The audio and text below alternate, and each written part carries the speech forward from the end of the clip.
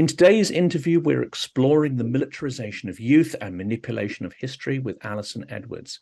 This is an incredibly important issue, as rather than seeking a way out of its disastrous and brutal war in Ukraine, Russia seems to be doubling down and preparing its people for future conflicts through patriotic education, preparing them for a society built on eternal warfare and confrontation. Welcome to the Silicon Curtain podcast. If you enjoy the material we create, then please like and subscribe to help people discover our fantastic guest speakers. Also, do please consider becoming a patron or buy me a coffee to support the work that the channel does. Dr. Allyson Edwards is a lecturer at Bath Spa University and expert in Russian militarization, youth memory, and patriotic education. Specifically, she researches militarism in post-Soviet Russia. She is currently working on turning her thesis into a book, and we will hopefully discuss that in a second. And her research interests include militarism, cultural militarization in Russia and Eurasia, the Cold War, as well as commemoration and use of memory in politics and education spaces. And I should mention, Allyson, this is our second conversation on the channel. We spoke just about a year ago. Yes, we did. And I think then we spoke more broadly about uses of history and memory and kind of Russian militarism more generally. So it'll be nice to kind of get more in depth today. We are diving into your specialist area. And I think when we last spoke, you were just starting out on that journey of turning your thesis into a book. I understand now that you may have had a book contract for that. And is there a tentative title? And can you give us an update on when we may be able to actually buy it? So really good question. As with all things academic, the book is still being written. But I do have an advanced book contract with McGill Queen University Press.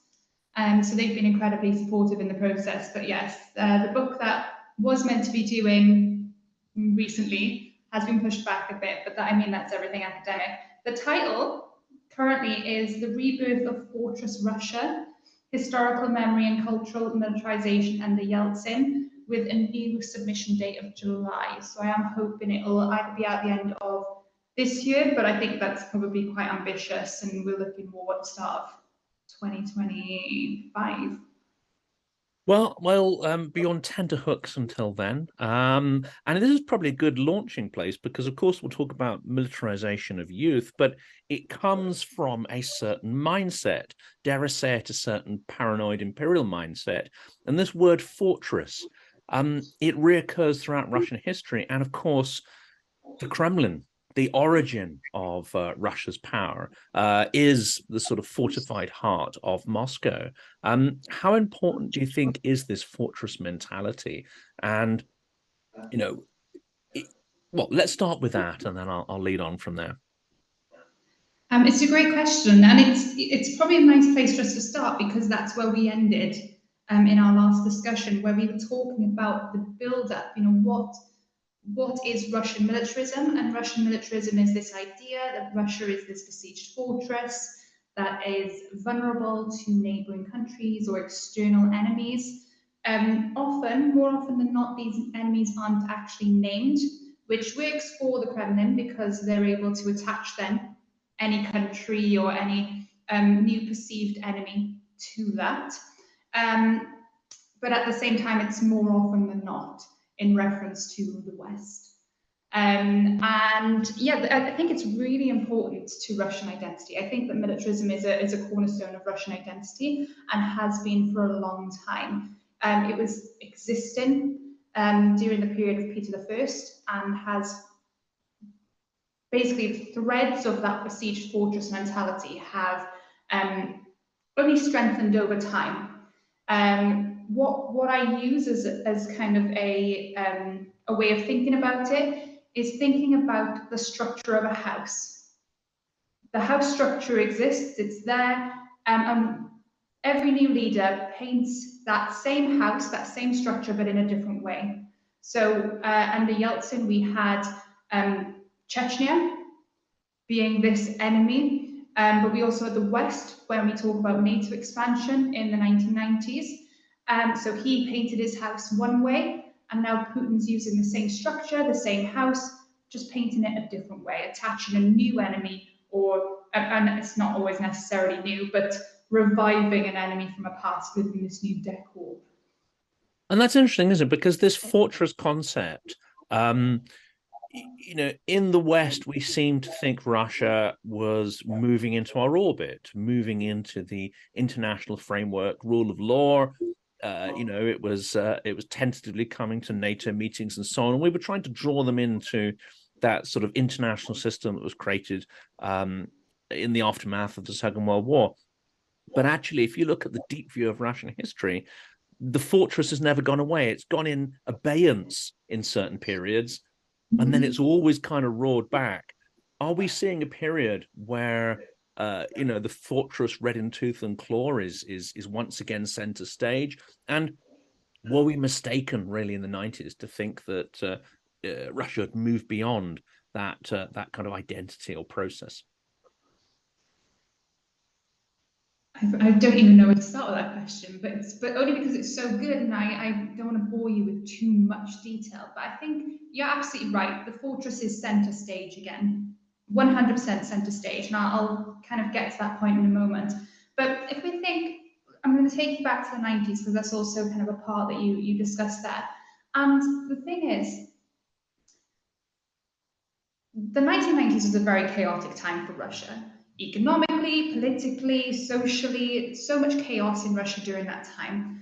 And Russia really did lean on the West for support in some of these areas. Okay, and just to put this out here, these are not my narratives, these are not my discourses, these are discourses that I have found when I was, because my PhD did focus on the 1990s, and I did media discourse as part of my research, where I looked at kind of the main discourses within the newspapers of the time. And one of those newspaper discussions was about NATO, for example, NATO expansion. And what we need to understand is when things aren't going right or aren't going well in a country, mostly for the political leader, they double down on an external force in order to justify and legitimize their power. And so what we see in the early 1990s is this disastrous war of Russia with Chechnya, a region that at the time was part of Russia and was calling for independence. A disastrous war, a war that should have ended a lot sooner given Russia's capability at the time, but didn't because of kind of the tactics and the resolve of the Chechen people. And when that wasn't going well, that also then meant that things for Yeltsin were not going well. What we then see is that Yeltsin's economic policies were not going well for the country. It worked for other countries like Poland, did not work for Russia. And what we then start to see in 1995 onwards is this change in rhetoric about the West. Pre-1995, and you know, the change is not sudden, right? Because Yeltsin did still lean on the West for political support in the presidential campaign of 1996.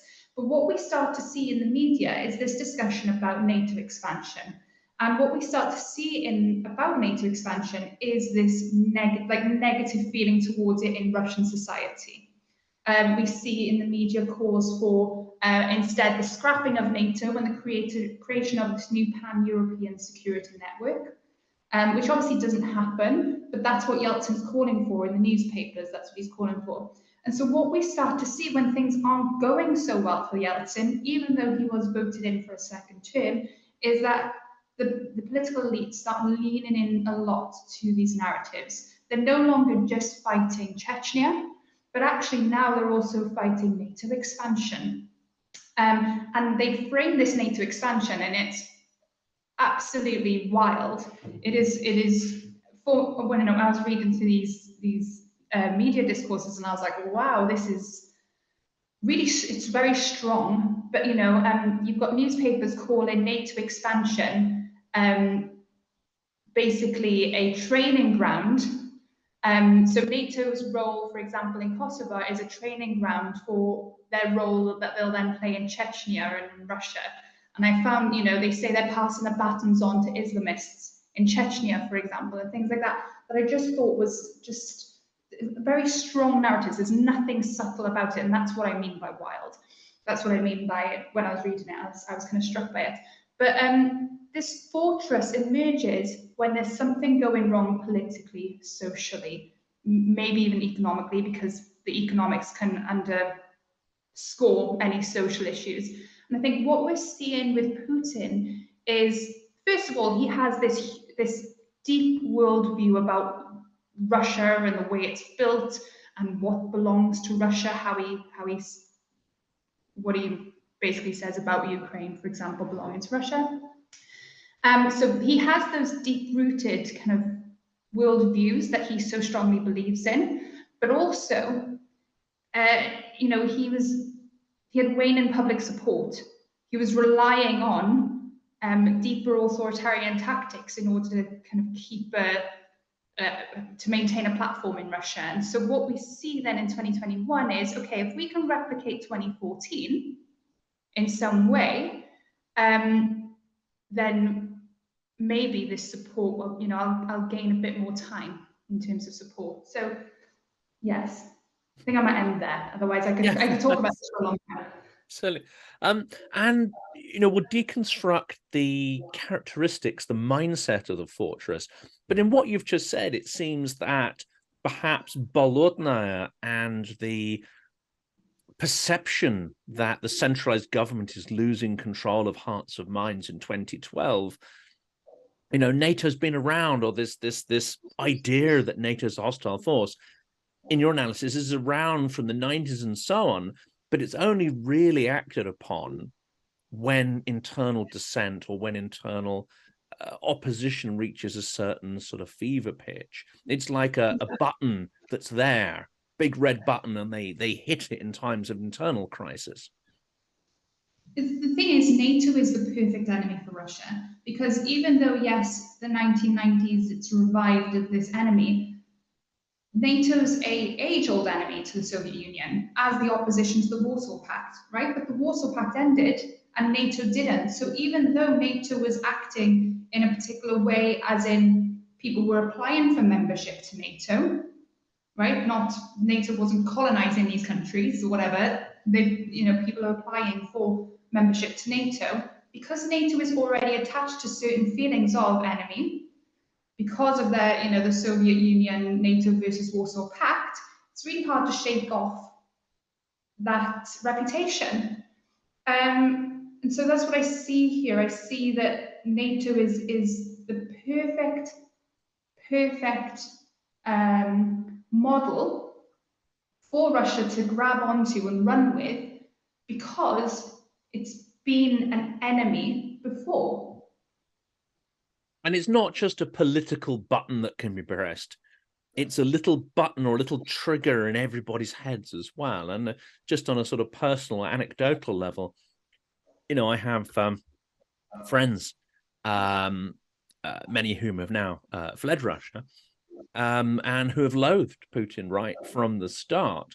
Now, this isn't a story about liberal Russians, so don't worry. But in conversations, I can talk about certain things. When it comes to NATO, this narrative works with them. Even Putin opponents, even those who so-called, come under this sort of liberal category, even those who've, been in the back of, the police wagons, detained or whatever. This is a narrative that plays with them very well as well. It's mostly NATO's fault, or it's, you've got to put some of the blame on NATO, etc., etc. Now, we'll come to the reality in a minute, because this war has exposed the fact that Russia's borders are almost completely undefended. But do you think the power of this NATO argument is because it is so deep-rooted right across spectra of society within Russia? Yes. I feel like that's a very short answer, but absolutely. I think Sweden's been an age-old enemy of Russia during, for example, the period of Peter I. But NATO is a much more recent enemy to Russia, and it's still existing today. I'm not obviously Sweden still existing today, but it's recognizable to a lot of people who were still alive during either the end of the Cold War, where again that enemy dynamic existed between NATO and the Warsaw Pact. So I think it's also because of its because it was an enemy that wasn't an old enemy. I don't know how to explain it. It's a recent enemy, if that makes sense. It's more recent than if we were, for example, to use Sweden as an example of a country that had past wars with Russia. And of course, NATO is not necessarily seen as a conglomeration of, multiple democracies coming together. It is also largely seen as a tool of American foreign policy, whether that has any validity at all. So, people go, yeah, well, it's not really democratic. It's not really an alliance. It's the old enemy using new clothes. Yes, 100%. So some of the newspapers I read in the 1990s would say that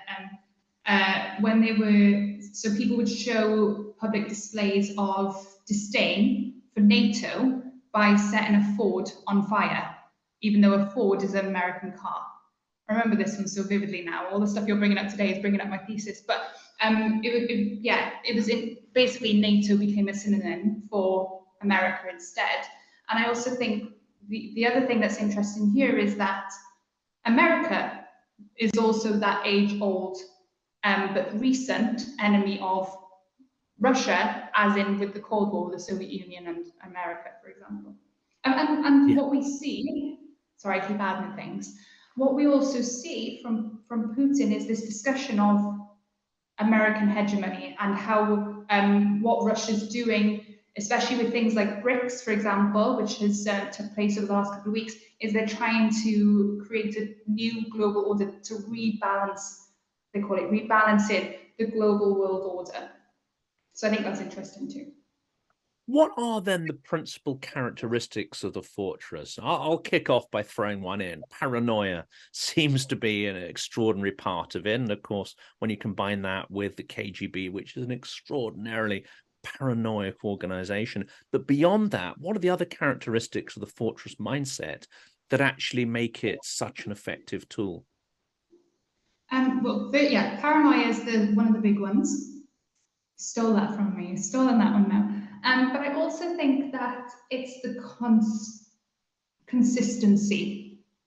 So what I mean here is that, like I said earlier, it doesn't really matter who Russia believes it is at odds with, whether it's Sweden during Peter the First, whether it's Genghis Khan, if we go a few further years back, whether it's America and NATO. It's this belief, and maybe it does fit into paranoia, I'm not really sure, but it's this belief that Russia has been bombarded by these external forces, which obviously they miss out then the conquering that they have done. Of course, in every kind of patriotic story that a country builds up, they tend to talk about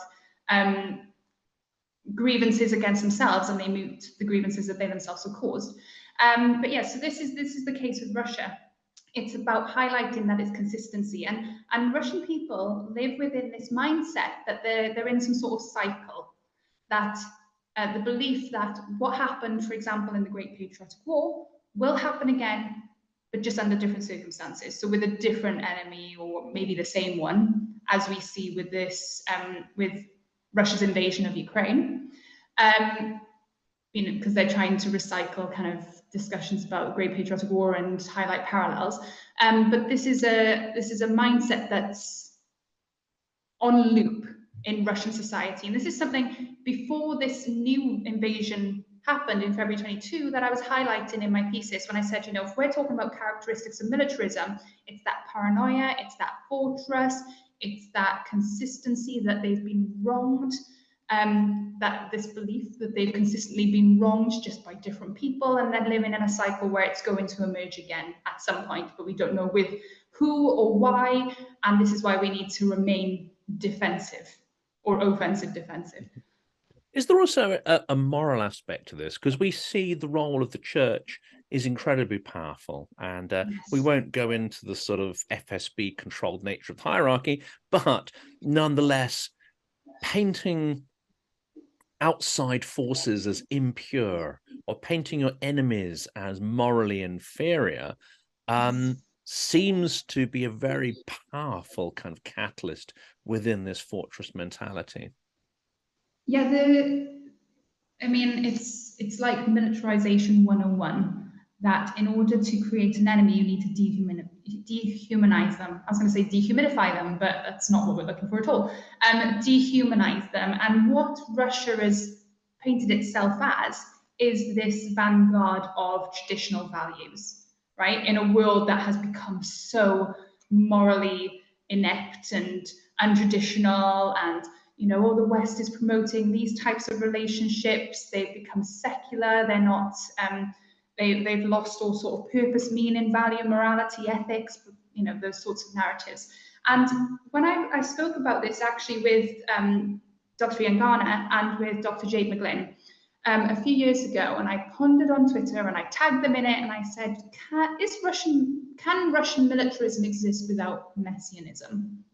So this idea that Russia is working towards a higher power. So in the Great Patriotic War, it wasn't just that that the Soviet Union was defending the Soviet Union because of Nazi Germany, but also that it was saving the world against fascism.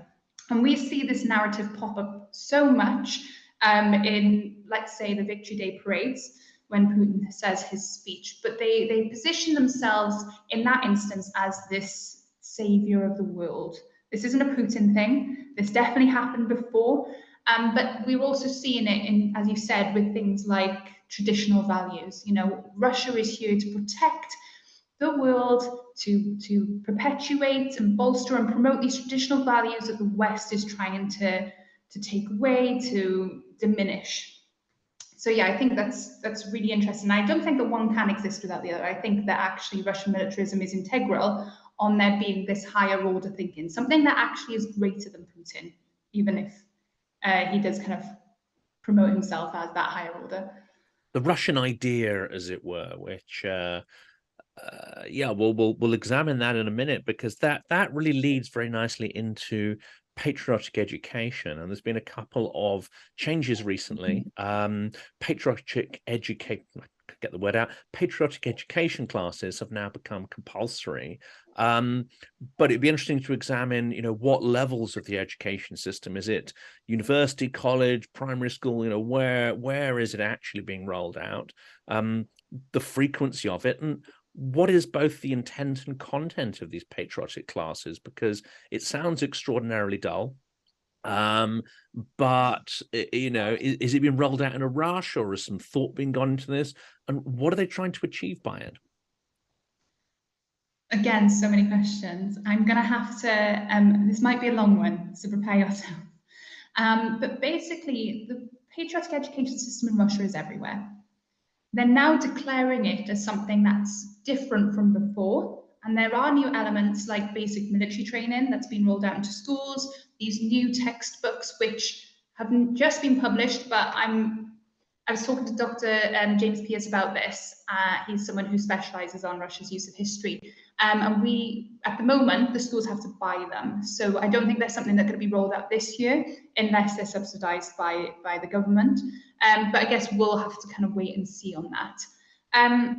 The patriotic education system is everywhere, and it has been everywhere for a while. Putin has been working on this since he took power. And it existed in some form or another before him. So I keep saying Putin's not the mastermind of a lot of things that are going on here. Neither is Yeltsin. They're people who have revived old structures. And what we see in Russia's patriotic education system is that youth cannot escape from it unless they are homeschooled. And I don't even know then if they can escape it then. I'm not sure. I haven't looked into homeschooling. But patriotic education in Russia is, there's different ways of defining what patriotic education is. Patriotic, I can't say it now, education can be being a good citizen, being a good person, which is encompassed in the Russian patriotic education system, but it's more about being a good Russian, whatever that might be. not really about being a global citizen with good citizenship values. It's about this idea of loving the motherland. And before we get any comments on the video about, oh, well, what about the West? What about this? What about Japan? What about America? They do this too. Absolutely. Every country has a patriotic education system of some sort. They want to present their history in some particular way. Every education system wants to shape a particular human being that's going to go forth into the world. And a lot of them will want to perpetuate this love for their nation into their youth. They want youth to be proud of their nation, okay? And this is happening in a lot of countries. Russia, however, is taking it from loving the motherland to loving the motherland so much that you will die for it. You will die for it at some point, or at least you will be willing to die for it, if that makes sense. And I remember reading this textbook, and well, it wasn't a textbook, it was a book of fairy tales for children. And it was a book that was republished in 1996. It's actually been around since the 1700s. And it's written by a famous fairy tale author called Ishinova. And I remember looking at this 1996 version, and in the preface, the author was talking about poor living conditions in military barracks. But she was like, but basically you've got to get over it because one day you will be defending your country. And I remember being so struck because I thought this is a fairy tale book of Russia's history for youth. Right, so it was painting some of Russia's history into interesting stories for kids. But I thought, what a preface, what a way to kind of establish this is an expectation that the Russian government has for you, or just what it means to be a good Russian. So enough that you will die for the country in whatever means, and likely that you will defend them in these poor, harsh military conditions. This is where I lose my train of thought then, because I've gotten so deep into one part of the conversation. It was a multi-barreled question, wasn't it? It is. There's so much to it. But the thing is, I can't say that there's a particular place that the patriotic education system is infiltrating, because it is everywhere. What we are seeing now in 2023 is this declaration that Russia's going to do something different with it. Because they want to raise this patriotic youth. But the thing is, students have had textbooks before that highlight the Great Patriotic War, and actually the Great Patriotic War in history textbooks, for example, will take up a huge portion of the Russian history textbooks. When I was surveying Russian history textbooks, such a long phrase to come up with, but when I was reviewing them, most of the content within that whole book, whether it went from Rurik I to Putin now, the largest portion of those books were towards military events and mostly military victory.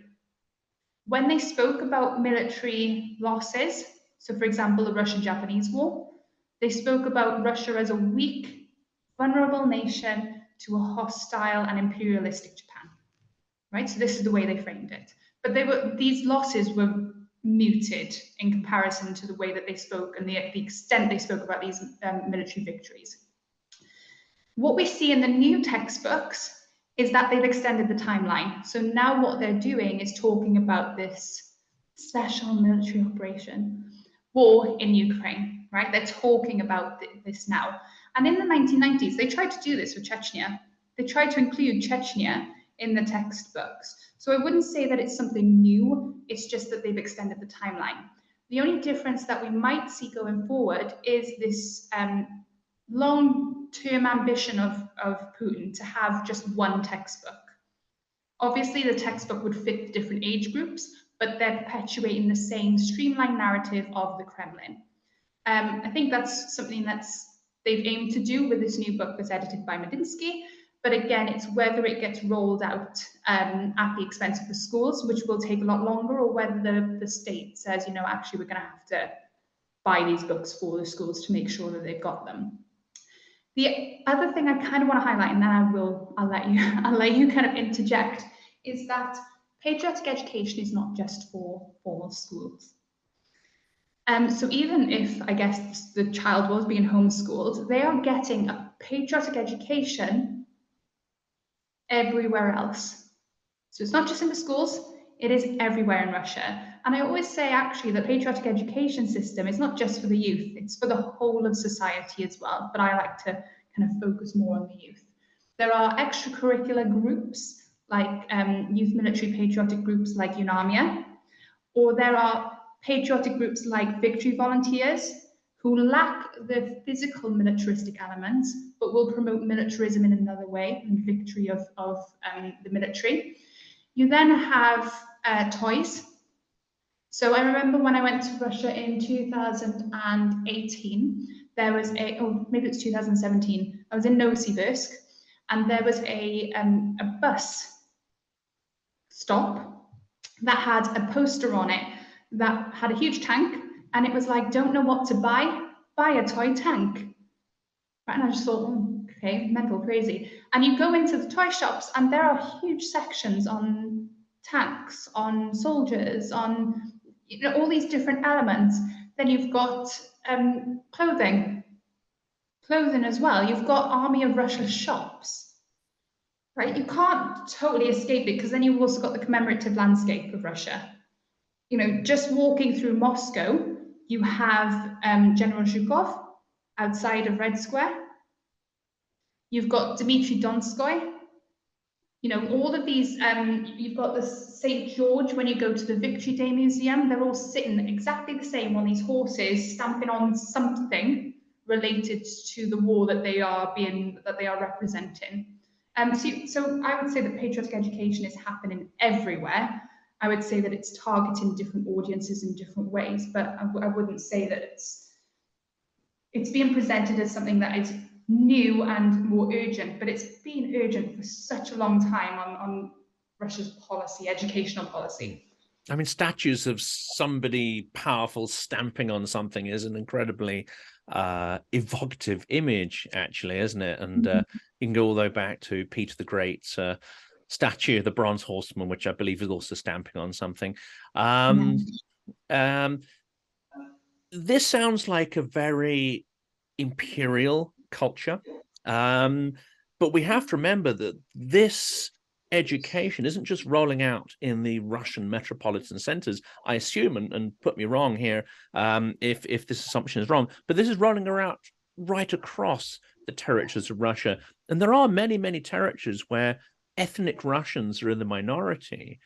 Is it the case then that this is a one-size-fits-all sort of imperial educational straitjacket?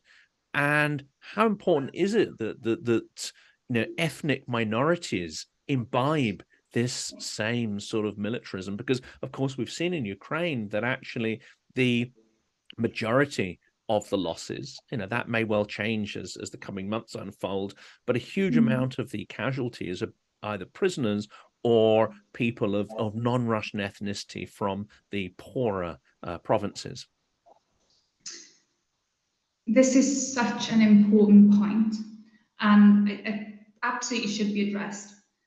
When Russia presents the good Russian, right, they have particular role models that they bring in. So they've got General Zhukov, they have Peter I, they've got Alexander Suvorov, right? They've got all these people that they draw onto or draw inspiration from in order to say, be like them.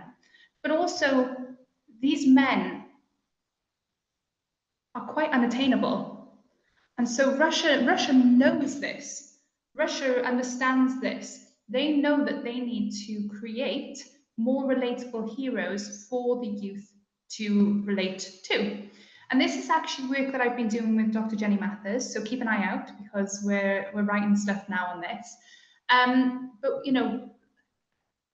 we've got, for example, the little boy Losha, who was this mini hero of Belgorod, because he was waving to soldiers as they were going into Ukraine, and then suddenly he had his face on like the Alyonka bars, and he had his face on a condensed milk, and everyone was like, be like Yorkshire, you know, and they brought him to Unamia to make him a member. Everything was very public. He became this like poster boy. Now, he's not necessarily of a different ethnicity, but he's in Belgorod. So he now represents a region that's not at the center of Russia, like St. Petersburg and Moscow, for example. He's representing a normal, everyday boy who has shown some form of heroism, not in the physical sense of fighting in the army because he's so young, but in supporting the military in some way. You know, anyone can be a hero. This is something that was also reiterated in that new film about Alexander Suvorov. It's called Suvorov's Great Journey, but it's not about Suvorov himself. It's about 16-year-old Grisha who saves Suvorov during a campaign. And you know, they explain that Suvorov, that Grisha, sorry, goes from being this simple boy to a man to a hero. So again, they're trying to create relatability. Now, if we think about the different ethnic groups in Russia, as you said, it's a multi-ethnic society. Russia does call upon certain people from the military in order to provide role models for these groups. So if you were to go on to UNAMIA's website, for example, on their press releases, they sometimes highlight different acts of heroism during the war. And those who are presented as heroes who have completed even acts of heroism are not always ethnic Russians in terms of how they look. So they draw upon people. Now they're definitely not that they are not glorified as much as the ethnic Russian, but they are there. They exist. They're being brought in as people that those ethnic groups can kind of aspire to be. But the actual you are absolutely right. I'm going to move on to a next kind of part of this question, where you said that when we see casualties or prisoners of war, scores of them come from these different regions. And I don't remember if you, I can't remember the different groups either, which is awful, but a couple of months ago, it was very early on in the war when they were, you know, mass mobilizing certain regions. And you had mothers from these regions. I think it was Dagestan. I think it might have been, yeah, it was Dagestan, wasn't it? And the mothers were protesting. They were screaming at the recruitment officers, you know, trying to stop their sons from going to war, right? So they were, yeah, they were involved there. But at the same time, and as awful as this is, the military is offering high payment for people to go to war in Ukraine. And for a lot of people, this offers them food on the table. This offers them a better life, which is, you know, it is devastating, it is disappointing. But what I find here is comparisons here between the Tsarist military service, which was very attractive to rural Russians who wanted to they wanted to travel, they wanted to earn money, they also saw it as a form of discipline. They were people who didn't have access to as good an education, so it gave them like a purpose. This is how the Russian military now is presenting itself to these ethnic regions. A lot of it is mandatory. You don't really have much of a choice at all. Second of all, what you'll find is that sometimes they're being offered things they can't refuse, and it's awful. It is absolutely awful, because as you said, we're seeing a higher casualty rate among those regions. And some of these stories, some of these patriotic stories and examples may well wash with certain segments of the population. I can also imagine, you know, maybe elderly grandmothers getting dewy-eyed about them. But one can't imagine these stories necessarily cutting through with the sort of cool youth, teenagers, those in their 20s. And here there's another phenomenon, isn't there? And that is the militarization of Telegram channels. So they may well look at Solovyov and other propagandists and say, well, actually, we know that most of this is lies. Most of this is exaggerated nonsense. And actually, it may well even feel quite artificial to many Russians. But now we have this orchestra of voices on Telegram, which to all intents and purposes can appear organic, speaking to experts about it. It's anything but. But some of this youth militarization is coming through. I would call it the sort of cool coercion through Telegram and other media as well. Is this just part of the same sort of hybrid ecosystem that's being created to militarize the whole of society? I think that's a really interesting question. And you're absolutely right. There's some people who are looking at this and going, this is a crock of lies. You know, this is so complex, these sorts of questions about support for the war, whether it's organic, whether it's authentic, whether it's manufactured, whether there are a lot of bots on Telegram, which will 100% be the case as well. And there'll also be those who are authentically engaging with these issues. Now, first part of this is the age groups that you're referring to. So we need to remember that there's a sort of lost generation in Russia. Those who were born and raised during the Yeltsin period, who lived during that economic chaos, who who maybe had an inkling of democracy. I mean, I say that with a pinch of salt. I remember my landlady saying to me that it was the most democratic time she's ever lived in Russia. Not that that's ever a standard to kind of hold it to, but she said, you know, that is the most I've ever experienced in terms of democracy. But you've got some from the Yeltsin period who are known now as this lost youth. At the same time, they're the same people who are buying into this memory war that Putin has created between the wild 90s and the stability that he can offer. That's what he's presented himself as. Can offer in Russia now, but you know what? You're going to have to deal with a bit more authoritarianism. Okay, so that's the first thing there. So they're a lost generation because statistically, they under 40s show as less supportive of the war. But then if you go even lower into the lower ages, I would say 20 and down, they're showing an increased support in the war. Now, and I know we spoke about him earlier, but Ian Garner speaks very well about some of these youth who have really bought into the war, and I say really bought into the war, he's spoken to some of these in his book, Generation Z Generation. He's spoken to some of these youth who are emphatically promoting and perpetuating a lot of kind of the fascist, militaristic, violent narratives of the state. There are so many complex issues with this. Complex issue in that there's a youth that are being raised to think in this particular way, but there's also that instance of asking the question of whether these are authentic or whether these youth are operating as if they are being surveilled. Okay. What we now know in Russia, and we knew this very early on in the war, we knew this even before the war, is that kind of speaking up against the Kremlin is a no-go in Russia.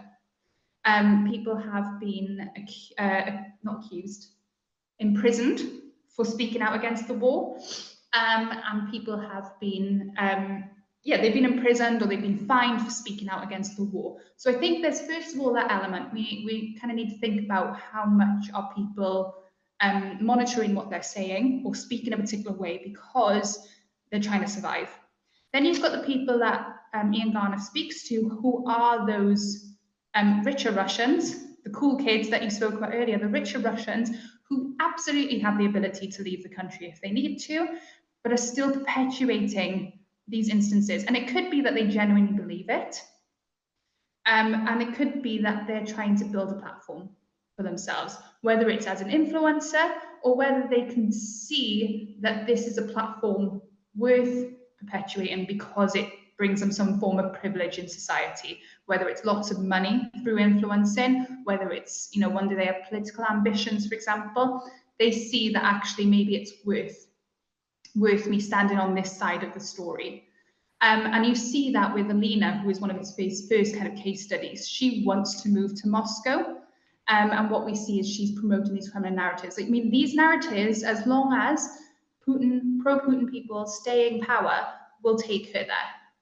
They 100% will take her there. Whether she goes home and deeply believes it is something, will we ever know? We have to take what she says as face value because we're not psychologists, we're not in her head.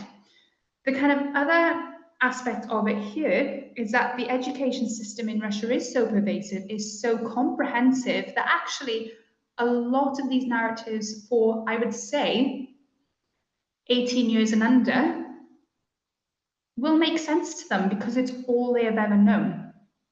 I would say more so for rural Russians who don't have access to internet or don't have the money for VPNs.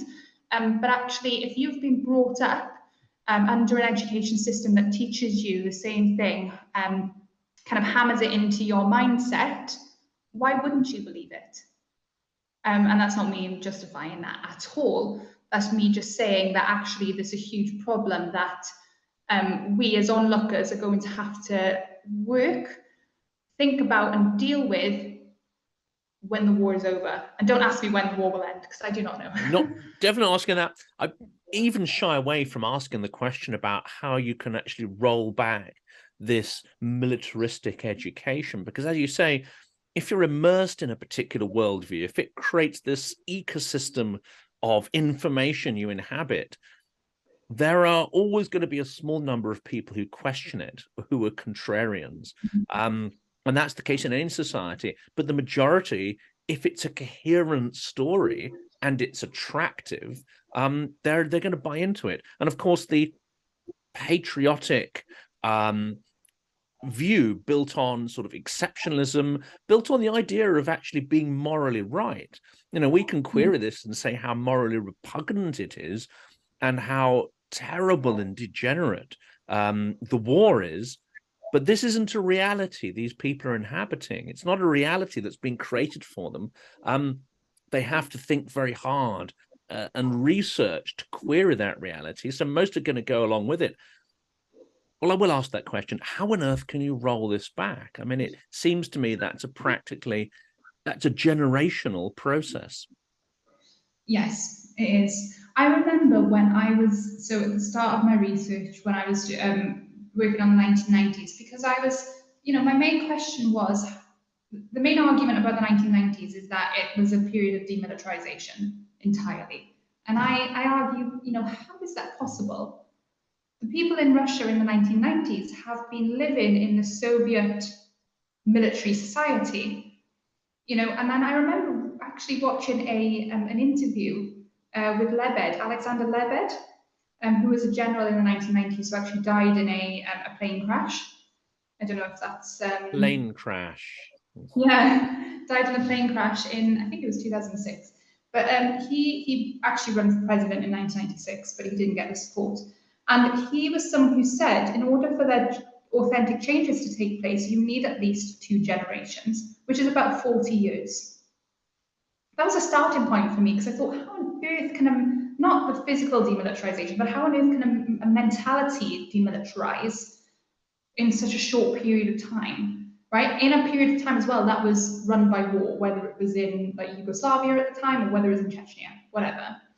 But what I think about here is this will be a long process, but I also don't think that Russia's a lost cause in this sense, as long as the leadership is different, right? Because the war could end, Putin could be gone, but there could be Putin 2.0 in power.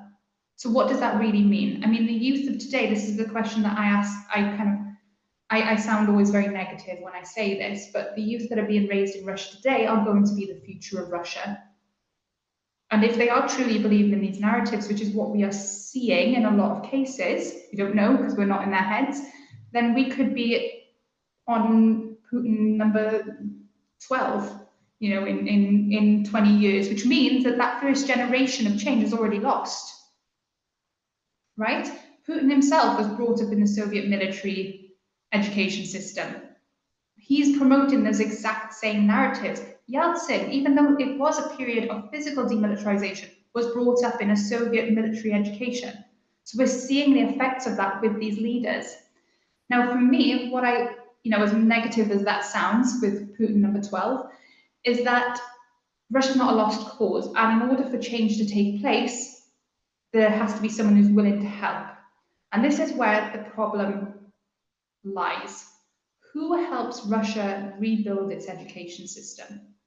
Because if the West do it, it will be, oh, it's Western colonization or Western neocolonialism, right? That's the argument. Or it will be, oh, you know, if we get, if this country helps Russia rebuild its education system, then it will be the values of that country that's helping Russia and not an authentic rebuild of Russia by Russians themselves. And then if we did just leave it to Russians themselves, are we just perpetuating these narratives that we have now in Russian society? So it needs to be a collaborative effort, but it does need to, it requires a widespread look at the education system, not just history, but the way that they also talk about social studies, politics, international relations, sustainability, environmentalism, if they can talk about that. So it is really interesting. Going back to the initial argument, it also suggests that this sort of cultural education doesn't simply exist because it's the Russian way. It exists because the centralized government feels threatened. It feels that it's losing control and needs to reassert its authority over the population, which takes us back to the Kremlin, the idea of the fortress. And what are they defending? They're defending a multinational empire, which at its heart is fragile. It almost seems to suggest that this isn't about Putin's or post-Putin's. This is about the imperial entity and how strong or weak it feels. And it's that will perpetuate this cycle, whether that fortress needs to continue its existence or not, or the alternative, which is starting to be talked about, of course, is the collapse or disintegration of the fortress concept that sits at the heart of militarized education. I think that the disintegration of this fortress mentality would be a great starting point. But it's just, how do you do that? How do you get rid of something that has not just been a part of Putin's regime, but something that has its roots even earlier than Peter I? And I keep kind of pointing to him as a starting point because I feel you have to start somewhere. It's existed way before that. And the one thing I'd kind of highlight is, yes, it is a Russian government kind of narrative, and based on their own experiences of being youth and their own education system, as I highlighted not so long ago. But also Putin sees himself as Russia. The survival of Russia is contingent on him and his role, just as other leaders before him also felt the same way and kind of framed themselves as such. Well, the very last question is probably the most difficult. It's not, it's more, I think, of a political question, perhaps. But when we look at the militarization, yes, there are some aspects which perhaps overlap with other forms of patriotic education, but there is a clearly almost a sort of imminent militaristic aspect of it. Almost it's been labeled a sort of death cult aspect. And of course, one of the outcomes of this kind of mentality is genocidal acts, genocidal rhetoric that we hear from propagandists, and genocidal acts. Now, there's an extreme reluctance, I think, to label militaristic education as fascistic. There's an extreme reluctance on the part of politicians and historians to label the manifestation of this education on the battlefield in Ukraine as sort of genocide. Isn't one of the reasons, though, the reluctance is not just because of, legal niceties and the semantics of it. It's because once you label something as fascistic, or once you label something as genocidal, you have to do something about it. You can no longer sort of hedge your bets. You can no longer hold back. You kind of then need to come up with a plan to deal with it. And as we've pointed out in this conversation, some of these issues seem incredibly complex and almost intractable. Yeah, it is a difficult question, isn't it? I think you're right, though. There's this kind of concept in IR about responsibility to protect, where countries would step in kind of instances of genocide. I mean, the war has been described as genocidal. If you think, for example, of Bucha, very, very early on in the war, and what the activities of the Russian army as they continue across Ukraine. But it's not, as you said, it's not it hasn't picked up traction across the political elite.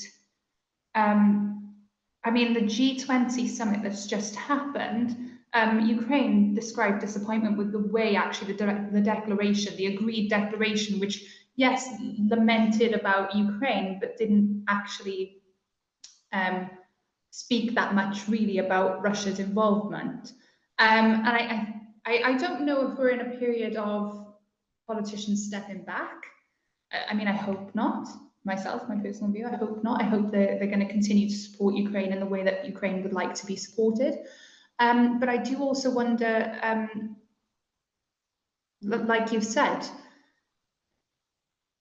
for these countries, again, I want them to support Ukraine in the way that Ukraine wants to be supported. But for these countries, do they think there's a point where there's no return? Is there like a line that they've set themselves which they feel like they can't cross? And yeah, like you said, if they say it's a genocide, what does it mean then if they don't step up? So I think you answered your own question. It's challenging, isn't it? And of course, you know, Germany wasn't a nuclear armed power, nor was Japan. And in some ways, that question of intervention and rolling back militaristic education was complex, but simpler, and you know, didn't have that. Didn't have the same sort of threatening quality that it now has. The debate here. I mean, this is why I think this conversation is important. This is why I think what the work you're doing, the work Ian, Jenny, and Jay McGlynn are doing is so incredibly important. It's because if we understand the militaristic nature of the regime and the indoctrination that's going on, then we'll start to appreciate the scale of the problem and perhaps not look for simple short-term solutions, land for peace, illusory, temporary band-aids, and realize the depth actually of the issues that we're dealing with. Yeah, I think that a lot of people forget about history when we talk about peace in Ukraine. I want there to be peace. Of course I do, but I don't want it to be peace at the expense of Ukraine, which is what a lot of groups like Stop the War are basically calling for. I'm probably going to get lots of comments about that now in the chat. But you know, if we look back in history, you give concessions doesn't mean that people are going to stop. If we think about Crimea, I thought Crimea, that's it. We've now annexed Crimea. We're all done now. Where are we now 8 years later? And that's not even considering the continued fighting that's taken place in those regions, in Donetsk and Luhansk, over that time. And I think that people do forget about the role of history and the importance of history when we come to understand these complex issues. And as my kind of final point on that, if you want short-term solutions to major problems, the problem's going to continue. And this is what I said, you know, Russia's not a lost cause when it comes to this changing and rehabilitating its educational process. But I think, and this isn't just because I researched this, I think that that is critical for seeing change in Russia's mentality and the way that it operates in society. That's a very powerful place to end on. Allyson, thank you so much again for talking to the channel. I think this is one of the most critical issues, actually, that we can discuss.